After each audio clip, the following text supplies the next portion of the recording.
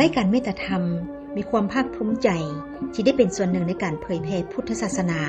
และคำสอนต่างๆให้แก่พุทธศาสนิกชนที่เลื่อมใสศรัทธาในพุทธศาสนาและร่วมสืบสานฮีตคองประเพณีวัฒนธรรมอันดีงามของชาติออกอากาศทุกๆวันอาทิตย์เวลา 8:05 น. หา 8:35 น. เวลา 14:56 น. หาเวลา 15:10 น. เวลา 20:45 น. หาเวลา 21:00 น. ทางโทรภาพแห่งชาติลาวช่อง 3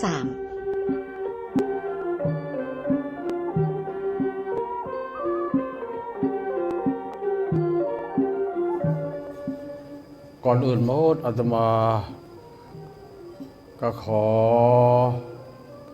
ชื่นชมยินดีโมทนาในน้ำใจของแม่คุณดีที่มีหูตากว้างไกลจิตใจสูงส่งได้แนมเห็นมนุษย์ในยุคปัจจุบันกำลังหันหลังใส่ธรรมะหนีห่างจากธรรมะแล้วก็ซอกหาวิธีเหตุแนวไหนจึงจะโน้มน้าวมวลบุรุษทั้งหลายและเข้าหาธรรม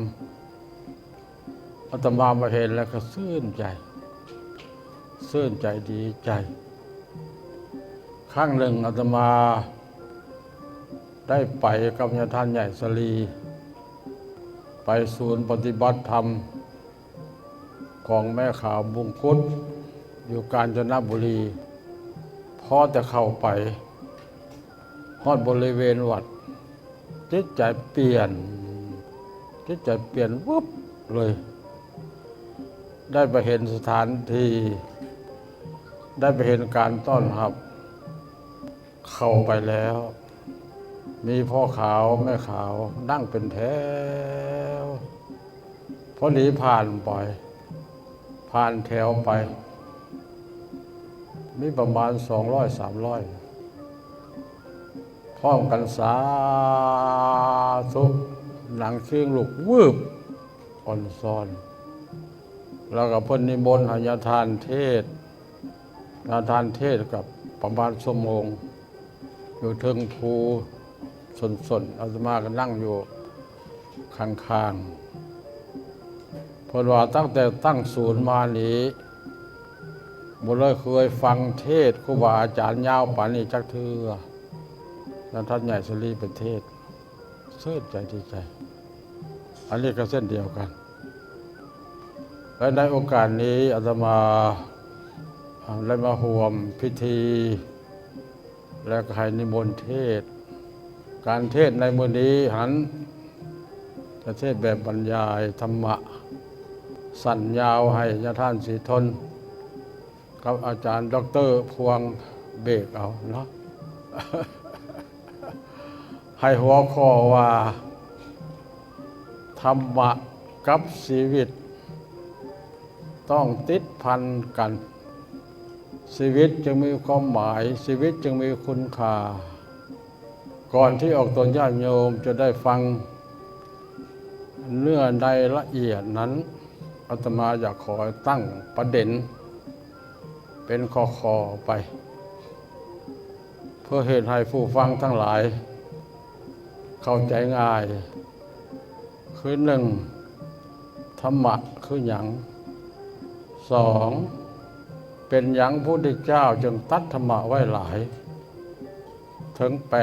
84,000 พระธรรมขันธ์ธรรมะมีความสำคัญและจำเป็นสำหรับชีวิตของมนุษย์นั่นใดการปฏิบัติตามธรรมะต้องเห็นนั่นใดธรรมะคำสั่งสอนของพระพุทธเจ้าเมื่อเรานำมาประพฤติปฏิบัติแล้วจะมีประโยชน์ต่อการดำเนินชีวิตขึ้นแนวใด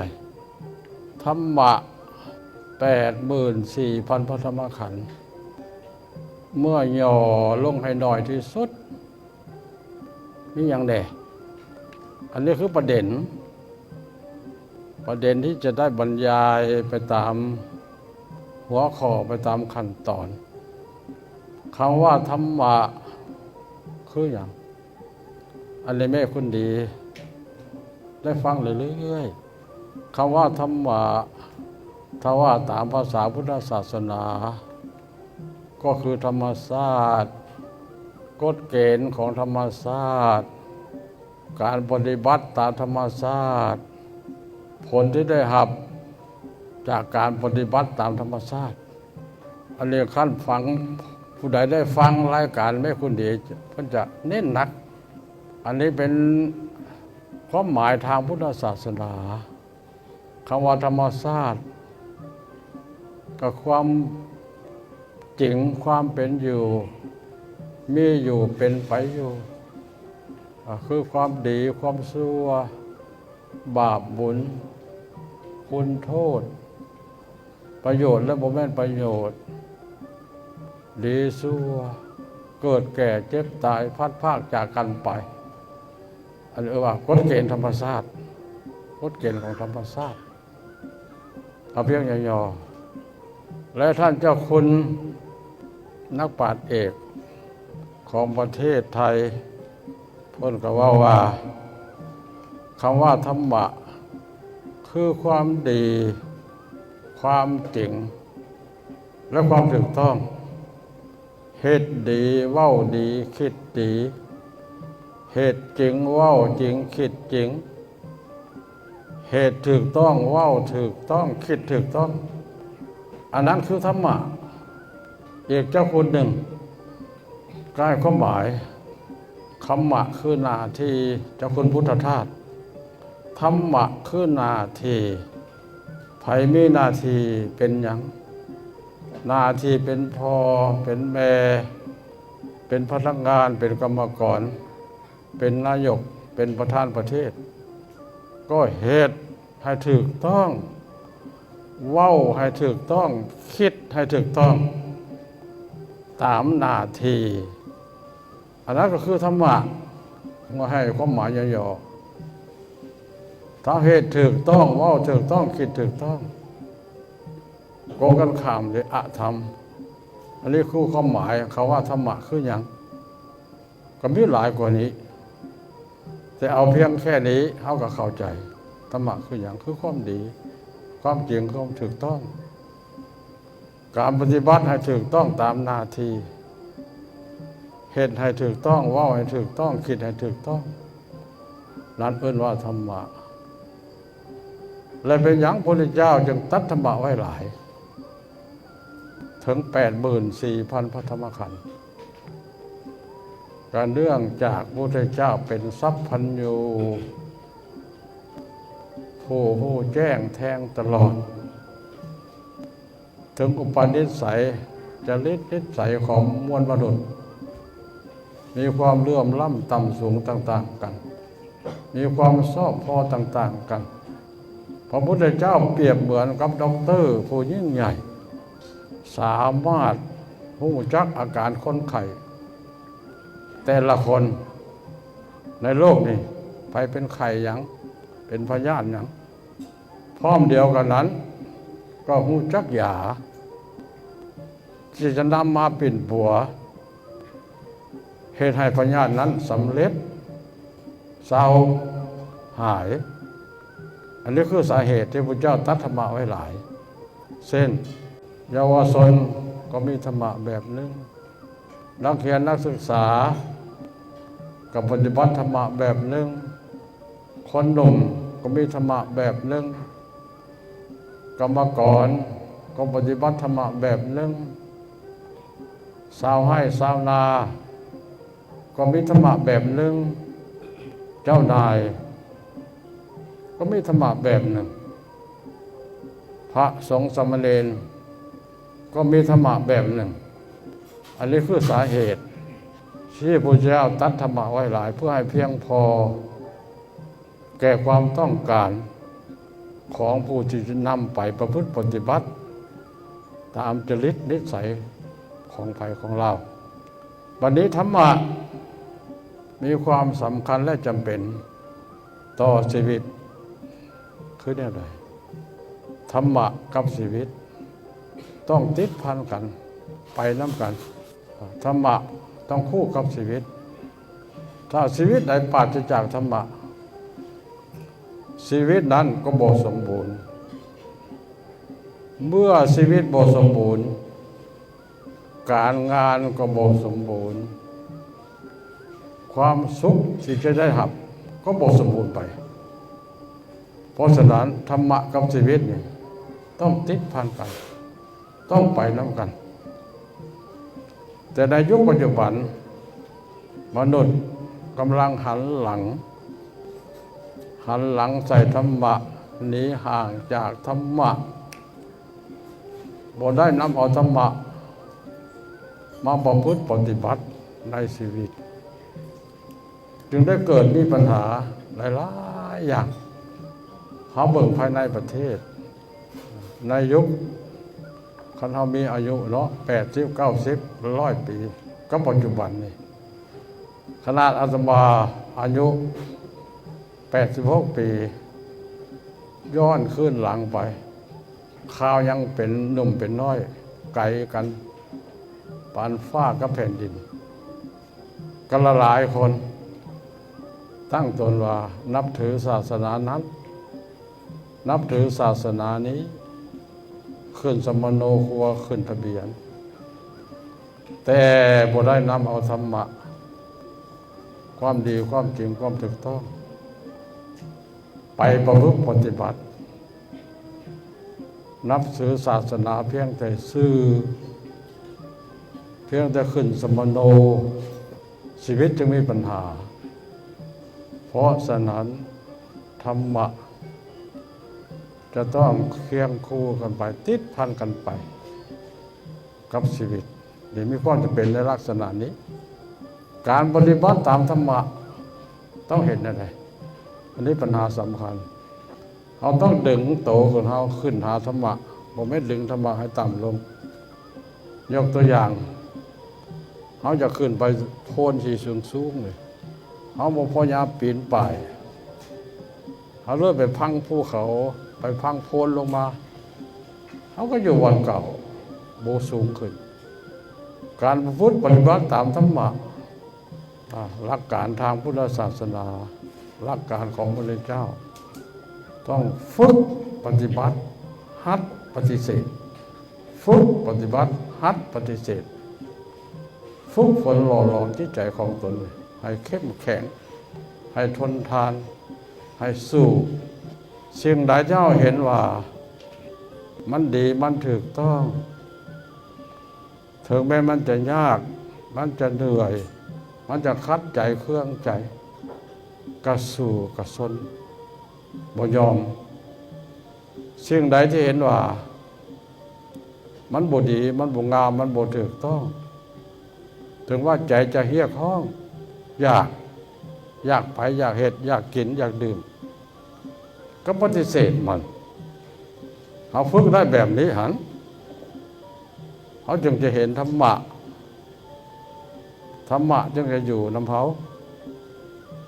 ถ้าเขาตามหูตามตาตามใจเขาก็ดึงออกนอกทางเขาบ่มีธรรมะเข้มแข็งต้องฝึกปฏิบัติหัดปฏิเสธและธรรมะเนี่ยก็จะตามรักษาคุ้มครองเฉพาะแต่ผู้พูดปฏิบัติตามถึงแม้ว่าเขาจะเฮียนฮู้สอนคนอื่นได้แต่เขาพูดปฏิบัติตามธรรมะก็บอกตามรักษาธรรมะคนว่าคือกัดคันห่มเขามีคันห่มเขาถือไปแดดออกกับบ่กั้งฝนตกกับบ่กั้งมันก็บ่สามารถกันเปียกกันร้อนได้รู้ผมมาเครื่องกับเขาเป็นไข้ปวดหัวปวดท้องทั้งที่มียาเขาบ่กินสิมันก็บ่หายได้ธรรมะก็เส้นเดียวกันธรรมะคำสั่งสอนของพระพุทธเจ้าเมื่อเรานำมาประพฤติปฏิบัติแล้วดีแล้วจะช่วยเราได้หลายอันนี้สำคัญช่วยเราได้หลายธรรมะ เพราะธรรมะจะสอนให้เรารู้จักควบคุมความประพฤติว่าเหตุอันใดว่าอันใดคิดอันใดเกิดความเสียหายขึ้นแก่ตนเองคนอื่นและสังคมเพราะมีธรรมะคือสติสัมปชัญญะอันนี้เป็นหลักปฏิบัติกรรมฐานและท่านสีทนสอนทุกมื้ออันธรรมะคุ้มครองเขาบ่เผลอเขาบ่หลงมีธรรมะคุ้มครองธรรมะที่ซอยเอาในลักษณะนี้ธรรมะจะสอนให้เรารู้จักการดำรงตนอยู่อย่างถูกต้องเพราะมีธรรมะคุ้มครองคือมีสุจริตธรรม3อย่างคุ้มครองมีกายสุจริตวจีสุจริตมโนสุจริตคุ้มครองเราธรรมะสอนให้เรารู้จักสร้างเนื้อสร้างตัวมีรากฐานมั่นคงและมีชีวิตอยู่อย่างสุขสบายเพราะมีธรรมะนำพาธรรมะอันไหนนำพาทิฏฐะธรรมิกถประโยชน์4อุทานะสมถะหรือว่าดุมันขยันหารักษาดีมีกัลยาณมิตรเลี้ยงชีวิตสมดุลนี่ท่านเจ้าคุณวอมักจะเว้าเรื่อยๆขั้นภาษาตลาดว่าอุอากะสะคาถาของมหาเศรษฐีอันนี้ธรรมะเพื่อพัฒนาคนสังคมเศรษฐกิจให้เจริญมั่งคั่งและหั่งมีอุทานะสมุทาเติมด้วยความดุมันขยันหาดุมันให้การศึกษาหาวิชาความรู้ตั้งแต่ยังเยาว์วัยตามวิสัยทัศน์ขององค์การตั้งไว้ให้มีความรู้เทียบเท่ากับภาคพื้นและสากลถ้าเรามีความรู้สูงแล้วจะประกอบการงานอะไรมันก็ได้รู้มันในการเห็นเวียกงานทั้งเวียกงานส่วนตนและเวียกงานส่วนรวมชาวไร่ชาวนาเฮ็ดหลายๆเลี้ยงวัวเลี้ยงควายก็เลี้ยงหลายๆเลี้ยงเป็ดเลี้ยงไก่ก็เลี้ยงหลายๆปลูกผักก็ปลูกหลายๆเหลือขายภายในและต่างประเทศทุกคนเห็นเงินก็จะบอกเป็นในลักษณะนี้อันในหลักการของพระพุทธเจ้าสอนมา 2,566 ล่ะเขายังปฏิบัติบ่ได้เลยอาตมาเกิดมา 7-8 ปีนี่นะ9 ปีไถนาคาดนาดำนาเลยเดี๋ยวนี้ผมมีดุมันในการซ่อแสวงหาทรัพย์ทั้งกลางเว้นและกลางคืนมื้อเช้าขายแพงมื้อแลงขายถูกหาด้วยความสุจริตเมื่อเฮาดุมันแล้วทรัพย์สมบัติมันมาเมื่อมีทรัพย์สมบัติแล้วต้องรู้จักปกปักรักษาอารักขสัมปทาบ่ให้ตกเหี่ยเสียหายประหยัดใช้จ่ายแต่ละอันแต่ละกีบพิจารณาให้ถี่ถ้วนเอาใช้จ่ายไปในคุ้มค่าบอกกับเงินที่เสียไปเมื่อเรามีทรัพย์สมบัติแล้วก็ใช้เลี้ยงครอบครัวใช้เลี้ยงพ่อแม่แบ่งสร้างเศรษฐกิจฝากธนาคารเอาไว้ใช้ในข้าวจำเป็นธรรมะอันที่ 3กัลยาณมิตรตาเลือกคบแต่หมู่เพื่อนที่ดีหมู่เพื่อนที่ดีคือหมู่เพื่อนที่มีความรู้ดีมีความประพฤติดี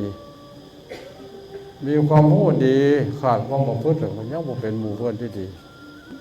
ถ้าได้หมู่เพื่อนดีเขาจะรักษาทรัพย์สมบัติให้เรารักษาชีวิตเราถ้าโกงกันข้ามมันจะทำลายภาษาพุทธว่ากัลยาณมิตรตาพบหมู่เพื่อนที่ดีอันที่สี่ธรรมะอันที่สี่สมะสิวิตาสมะแปลว่าเสมอพอเหมาะพอดีพอเหมาะพอเพียงบ่หลายเกินไปบ่น้อยเกินไปรายได้กับรายจ่ายต้องสมดุลกันเอาปฏิบัติธรรมะสี่ข้อนี้อย่างเป็นเศรษฐีถ้าทุกคนปฏิบัติบ้านเฮาก็จะบ่ทุกข์แบบนี้เนาะบ่แม่นอาตมาว่าเลยธรรมะพุทธเจ้าว่าธรรมะพุทธเจ้าว่าอันนี้คือธรรมะให้และในที่สุดธรรมะก็สอนให้เฮารู้จักหลีกเว้นจากอบายมุขทั้งหลายทั้งปวงทางแห่งความเสื่อมทางแห่งความเสื่อมชิบหาย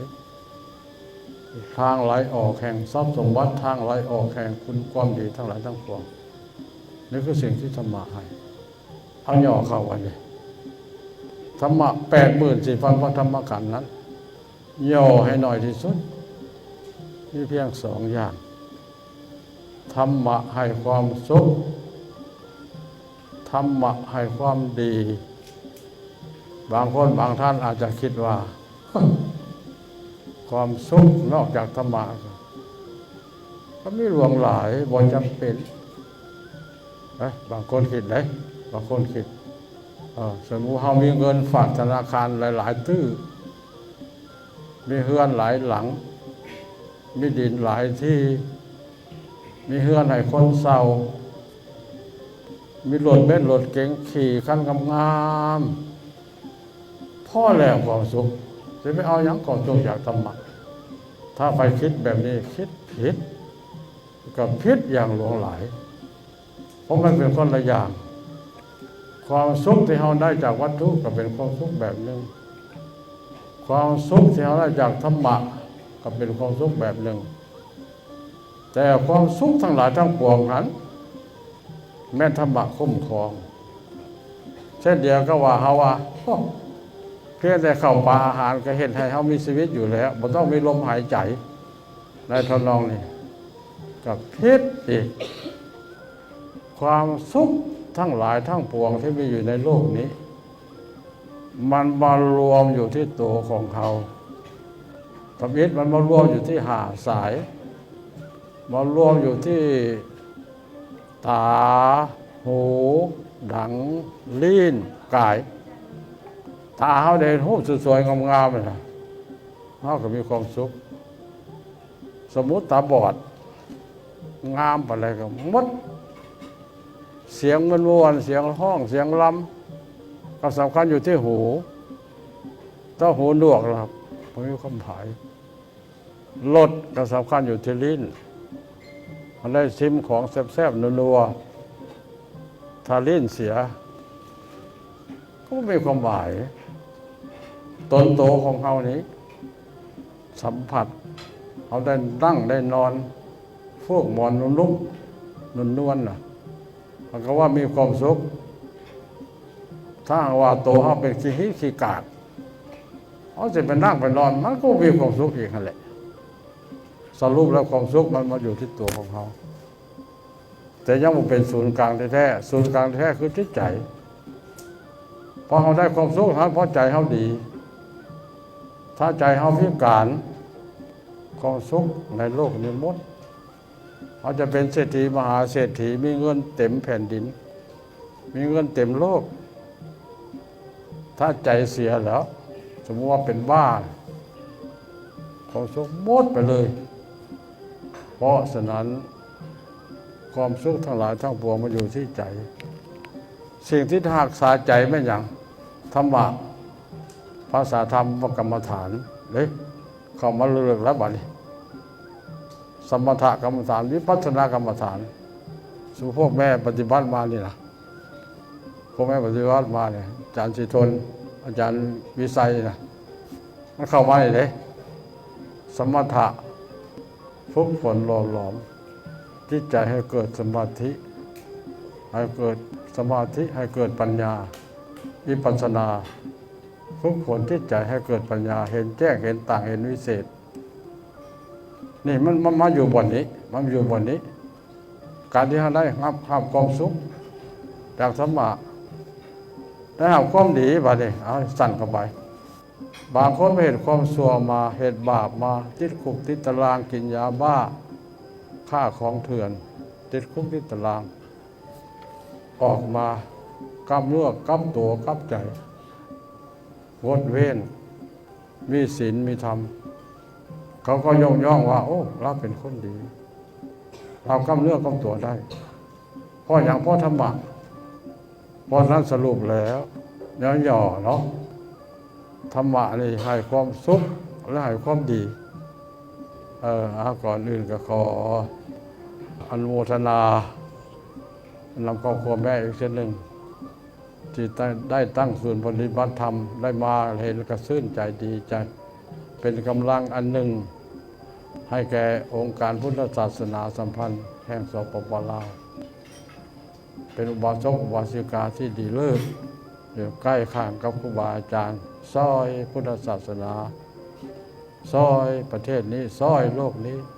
ให้มีศีลมีธรรมให้มีความสงบร่มเย็นอาตมาขอจบเพียงแค่นี้เนาะสาธุสาธุ